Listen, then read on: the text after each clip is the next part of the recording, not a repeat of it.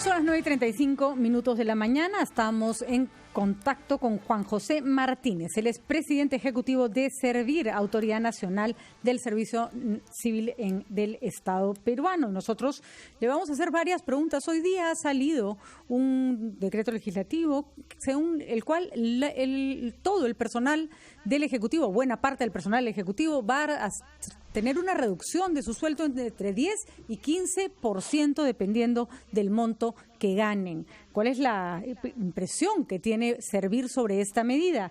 Doctor Martínez, ¿cómo está? Muy buenos días. Sí, buenos días. Gracias por la oportunidad de dirigirme a través de ustedes a la ciudadanía y particularmente a los servidores en todo el país.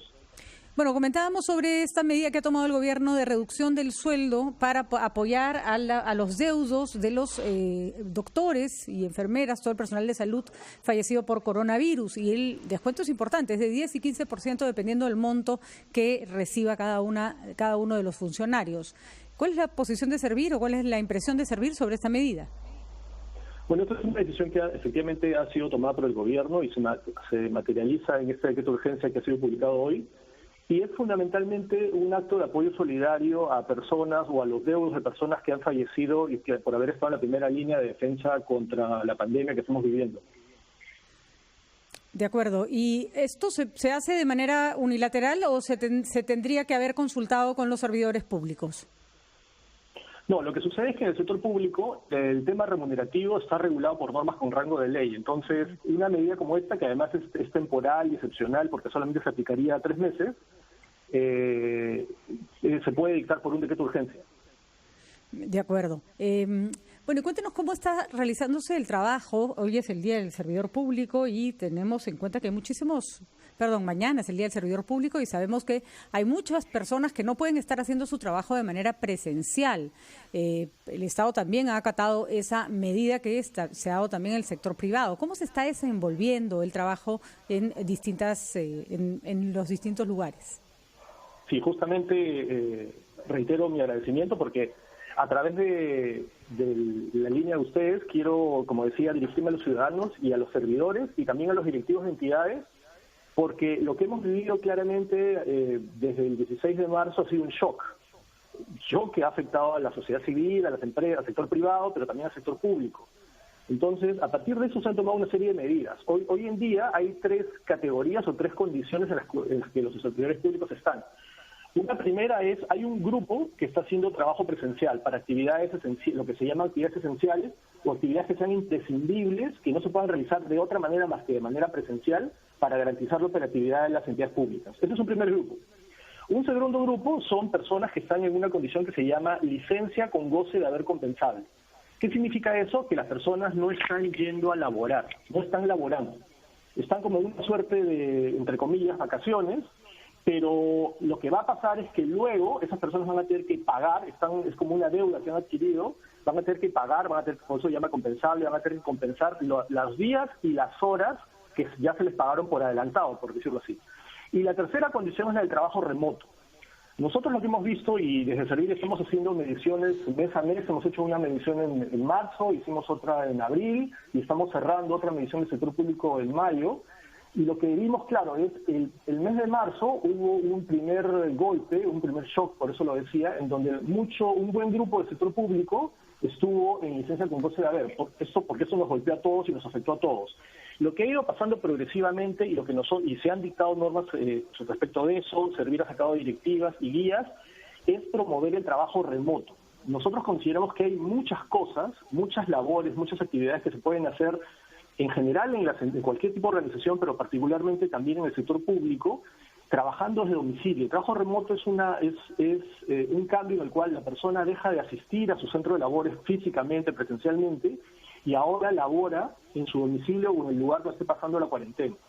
Esto creemos que debería promoverse y desde Servir lo estamos promoviendo efectivamente entre todas las entidades porque conjuga 2 intereses, porque la administración pública no ha parado y no puede parar porque estamos sirviendo a la ciudadanía. Imagínense, es como si el Estado parara, eso no se puede dar y no es admisible.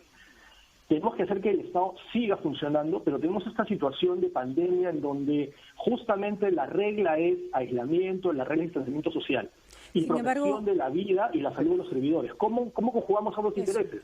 Ahí creemos que la receta, la clave, digamos, o el mecanismo clave es esto del trabajo remoto. Y eso es lo que queremos promover. Por ejemplo, hay muchísimos trámites que se han quedado a medias, personas que tienen que acudir a las municipalidades o que tienen que hacer distintos tipos de trámites y de cosas con las que si no tampoco pueden avanzar en tratar de llegar, volver a tener su vida normal. Esta implementación del trabajo remoto, ¿cuánto podría demorar? ¿Cuánto tiempo podría estar lista? Porque recordemos que no después... El trabajo remoto ya está funcionando. Ya está funcionando y como le decía... Pero no en todos los aspectos, ¿no? En el caso de atención al público, no en todos los aspectos. Lo que sucede es que también, y esto nos genera un gran reto para innovar también en el sector público. Tradicionalmente, ahora que decía usted el ejemplo de los trámites, la mayoría de trámites probablemente se han venido haciendo de manera presencial. Bueno, es el momento de pensar en hacerlos de otra manera, hacerlos desde utilizar la tecnología hasta hacerlos utilizando el correo, y no me refiero al correo electrónico, sino el correo normal. Hay, por ejemplo, otros países donde hay trámites que se realizan por correo. Usted llena el formulario, lo envía, se procesa y lo devuelve. Ese tipo de cosas, justamente la emergencia nos va a obligar a ser innovadores. Y claro, se necesita tecnología, pero en muchos casos tampoco se necesita gran tecnología. Es justamente un reto y es justamente en el trabajo en el que estamos. Mi entidad, por ejemplo, yo les podría decir que en mi entidad tenemos más del 85% del personal trabajando en esta modalidad remota, cumpliendo con sus funciones, utilizando correo electrónico, utilizando conexiones por la web a las computadoras. O sea, sí se siente el impacto porque, por ejemplo, nosotros hemos dejado de tener atención presencial, nosotros hacemos consultas, pero tenemos otros canales, tenemos teléfono, tenemos correo electrónico, tenemos una plataforma, tenemos un correo que es info@servir.gov.pe donde se pueden hacer consultas y se contestan esas consultas. Entonces, señor Martínez, es el reto y la oportunidad de seguir atendiendo a los ciudadanos, porque nosotros nos debemos a los ciudadanos, pero hacerlos de otra manera también. Señor Martínez, buenos días. Sin embargo, a través de diversas plataformas hemos recibido quejas en el sentido de que, si bien es cierto, hay servidores públicos en una buena cantidad con trabajo presencial, no se les ha implementado, dotado de las medidas de prevención necesarias. No sé si hasta qué punto es cierto esto. Y otro tema, ¿cuántos servidores públicos están bajo el sistema o modalidad de suspensión perfecta que le decimos? Sí. Efectivamente, han habido casos y nosotros como ente rector de recursos humanos en el sector público podemos recibir denuncias y de hecho hemos recibido denuncias y hemos tomado acción en varios casos, inclusive hemos asistido a varias entidades presencialmente, y eso ha sucedido sobre todo el primer mes, en marzo, donde las entidades no tenían claro cómo tenían que proteger a los servidores, cómo las medidas de protección que tenían que dar, los implementos. Y además eso se ha ido complementando con disposiciones que ha dictado el Ministerio de Salud. Aquí el rector en temas de protección de la salud y respecto a las que se tiene que cumplir tanto en el sector privado como en el sector público es el Ministerio de Salud. Pero nosotros, y ahí reitero, se pueden plantear denuncias al correo electrónico info@servir.gov.pe. Nosotros atendemos ese tipo de situaciones, ese tipo de denuncias.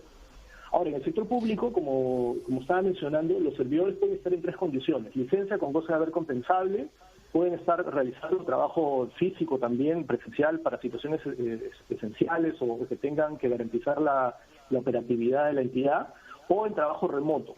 El mecanismo de suspensión perfecta no se aplica a los servidores del sector público. Señor Martínez, hay un problema con el régimen laboral de los servidores públicos. Se dijo que debíamos evolucionar hacia la suspensión del CAS, pero esto no se ha logrado y vemos que hay ahora nuevamente proyectos de ley en el Congreso para suprimir de golpe y porrazo a los empleados bajo régimen CAS en la seguridad social, por ejemplo. ¿Su opinión sobre ese tema? Sí, ahí hay que tener cuidado porque desde el punto de vista inclusive constitucional, cualquier cambio de régimen automático no es constitucional. La Constitución garantiza lo que se llama el acceso de los ciudadanos a posiciones de servidor público. Entonces, esas posiciones tendrían que ser concursadas, eso es lo primero. Y lo otro que hay que tener en cuenta es que los problemas que venimos arrastrando en el tema de recursos humanos, que son innegables y que hay que ir mejorando, requieren una política sostenida que no existe la manera, y eso se puede ver en las experiencias en otros países, no hay medidas inmediatas que se puedan desarrollar. Aquí lo que necesitamos es tener políticas sostenidas en el tiempo. Si usted ve la evolución del régimen y de las reformas que se han intentado, que se están realizando en el Perú, partimos más o menos del año 2005. En 2005 hubo un primer intento de homogenizar, no unificar, sino homogenizar las reglas en el sector público. Se dio una ley que es la Ley Marco Empleo Público. En 2008 se crea el Sistema de Recursos Humanos, cuya cabeza es Servir. En 2008 también se dan las normas del CAS. En 2013 se da la Ley de Servicio Civil. Entonces, es un esfuerzo que tiene que seguir, porque además estamos hablando de un sector, de que el sector público es probablemente, claro, lo digo casi con seguridad, el mayor empleador del Perú. Tenemos más de 1.400.000 servidores en el sector público.